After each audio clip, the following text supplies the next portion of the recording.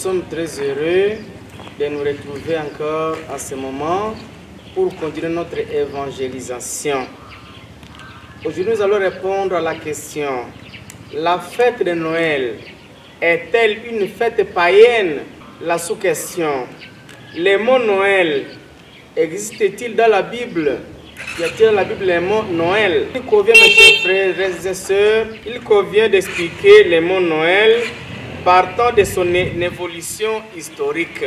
Aux origines, on désignait la fête de naissance du Sauveur en ces termes: Festus Nativitatis Domini Nostri Iesu Christi. C'est en latin: Festus Nativitatis Domini Nostri Iesu Christi, c'est-à-dire fête de la naissance de notre Seigneur Jésus-Christ. Peu à peu, on commença à désigner la même fête par une dénomination abrégée. En latin, Dies Natalis Domini, c'est-à-dire jour de naissance du Seigneur. Plus tard, l'expression Dies Natalis Domini disparaîtra au profit d'une forme beaucoup plus abrégée, Natalis, ou bien naissance. Ce mot prendra différentes formes dans les langues européennes. Natale en italien, Navidad en espagnol, Natal en portugais, puis plus tard Noël en français. En définitive, le mot Noël provient de natalis et signifie naissance. Tout simplement, le mot Noël vient du latin natalis qui signifie naissance. Quand tu appelles ton enfant Nathalie, c'est Natal qui signifie naissance.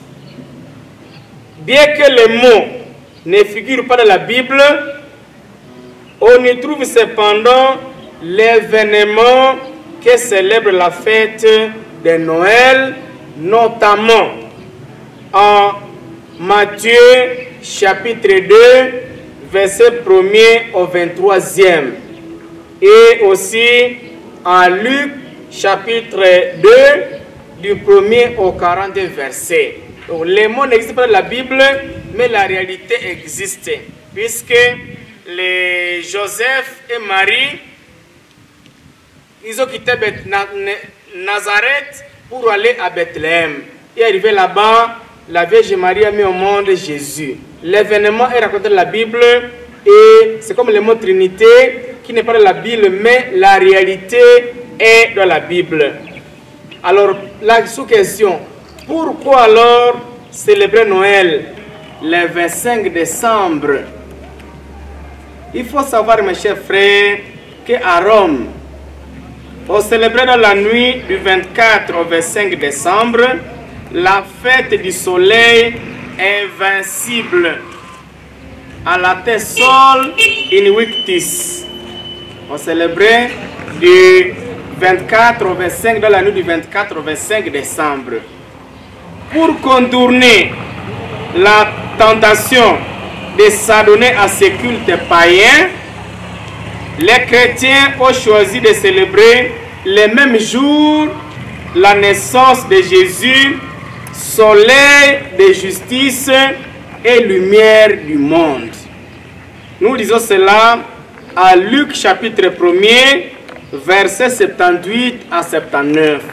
Quand les païens allaient célébrer le soleil vaincu, les chrétiens ont dit: nous n'allons pas chaque fois aller célébrer avec les païens, nous célébrons notre soleil et soleil de justice et lumière du monde. Lisons ensemble Luc chapitre 1, verset 78 à 79, qui dit: notre Dieu est plein de tendresse et de bonté, il fera briller sur nous une lumière d'en haut, soleil levant pour éclairer ceux qui sont ceux qui se trouvent dans la nuit et l'ombre de la mort, pour diriger nos pas sur les chemins de la paix. Donc Jésus c'est le soleil levant qui éclaire le monde. Comme les païens célèbrent le soleil est vaincu, Jésus, on le célèbre à la même date pour célébrer le soleil levant, le vrai soleil qui éclaire le monde. Nous lisons à Jean chapitre 8, verset 12. Jésus dressa de nouveau la parole à la foule et dit: je suis la lumière du monde. Celui qui me suit aura la lumière de la vie et ne marchera jamais dans l'obscurité.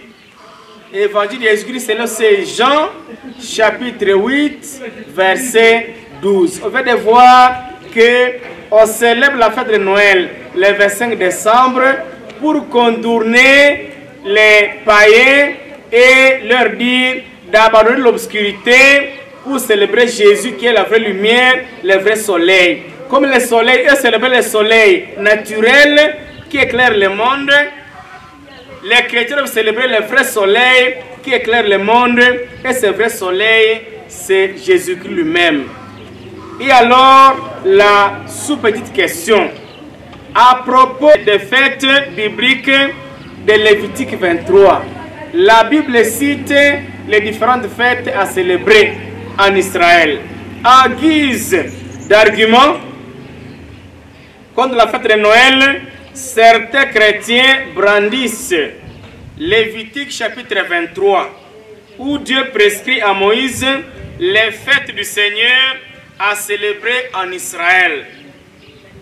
Et ces fêtes sont les sabbats, la Pâque, les pains sans levain, la fête des semaines ou des moissons qu'on appelle le Pentecôte, les nouvel an qu'on appelle en hébreu Rosh Hashanah, la fête du jour du grand pardon qu'on appelle le Yom Kippour et la fête des tabernacles qu'on appelle des tentes en hébreu Sukkot.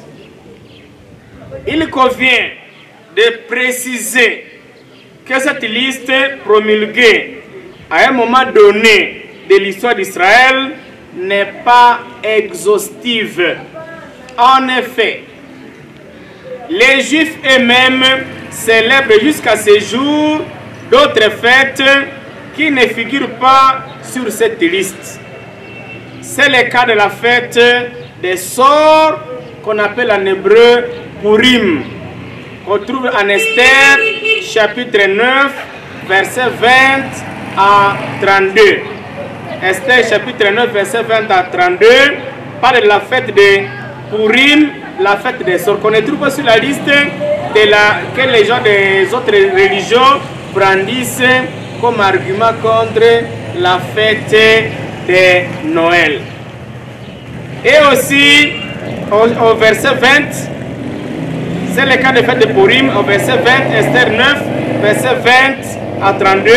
Au verset 20, il est dit ceci: Mardoché mit ces choses par écrit, et il envoya des lettres à tous les Juifs de toutes les provinces du roi Xerxès, aux plus éloignés comme aux plus proches, afin d'instituer pour eux la célébration annuelle du 14 du mois d'Adar, ainsi que du 15 comme jour où les Juifs avaient obtenu de leurs ennemis les repos, et mois où il y avait eu pour eux les renversements des situations, les passages du tourment à la joie et du deuil à la fête.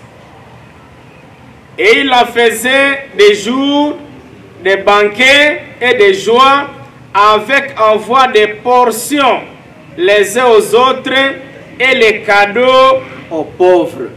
C'est une fête qui est instituée pour célébrer la victoire, et cette fête, on ne la trouve pas à Lévitique 23 que beaucoup de nos amis brandissent. Nous trouvons cette fête à Esther chapitre 9, verset 20 à 32.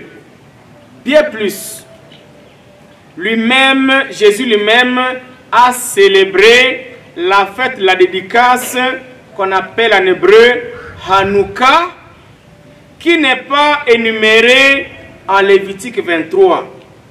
Cette fête de purification du temple et de la dédicace a été instituée dans les livres de Maccabée, notamment à Maccabée, chapitre 4, verset 36 à 59, et aussi à 2 Maccabée, chapitre 10, verset 6.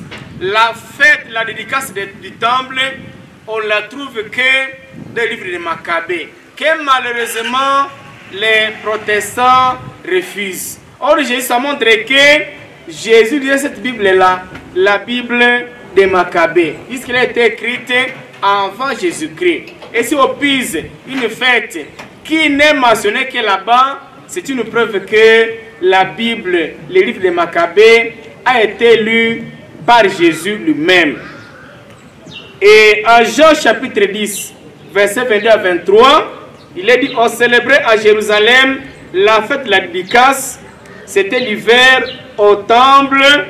Jésus allait et venait sous les portiques de Salomon.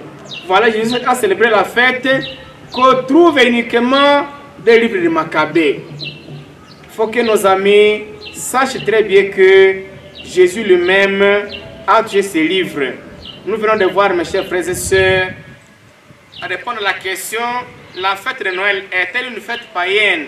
Nous voyons que ce n'est pas une fête païenne, c'est une fête biblique que nous célébrons comme chrétiens et non pas comme païens. Nous venons de voir ceux qui parlent de Lévitique 23, qui n'est pas dans la fête de Lévitique 23, elle est dans la Bible, et le livre de Lévitique n'a pas cité toutes les fêtes. Il y a eu après les livres d'Esther et beaucoup d'autres livres, les Maccabées, où nous trouvons des fêtes que Jésus lui-même a célébrées. Nous vous remercions, nos chers frères et sœurs et auditeurs et spectateurs, que ces messages vous aident à célébrer Noël, non pas comme païens, mais comme chrétiens. Et si on célèbre Noël dans les beuveries ou la débauche, là on sera comme des païens. Mais si nous célébrons dans la fidélité à la loi, Jésus qui vient nous éclairer, il doit nous enlever des ténèbres à la lumière. Nous devons quitter les ténèbres pour aller à la lumière.